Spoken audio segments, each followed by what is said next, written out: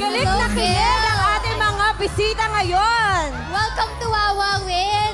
Bumati ka naman sa mga fans mo! Hello, mga kabuso. At syempre sa mga taong nanonood sa'yo ngayon. Hello. Ay, Kamusta? ayan, Higel, kwentuhan mo naman kami. Ano yung feeling mo na makatrabaho si Miss Jenilyn Mercado? Siyempre, malaking blessing yun. Sobrang honored ako. At saka sobrang excited ako sa Wayne Love team namin. Ayan, nakaka-excite naman yan. Siyempre, hindi lang ikaw excited, pati itong mga bisita natin. Excited rin sila. At ayan, syempre, di ba? Sobrang talagang natutuwa sila nakita kanila. At syempre, di ba, kilig comedy kasi. Ay. Ayan, kilig comedy kasi, Gil, ang original na My Love from the Star. So, ganun din ba ang Pinoy version nito? Oo naman.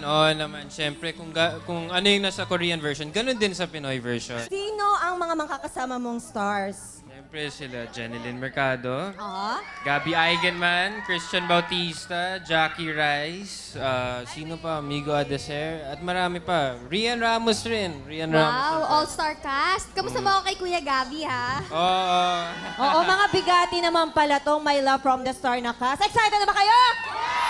Oh, di ba? Syempre, naku, kailangan kayo ma-excite kasi sa Lunes na ito. Kaya huwag niyo yung kakalimutan. Kaya, Manonood ba tayo ng My Love from the Star?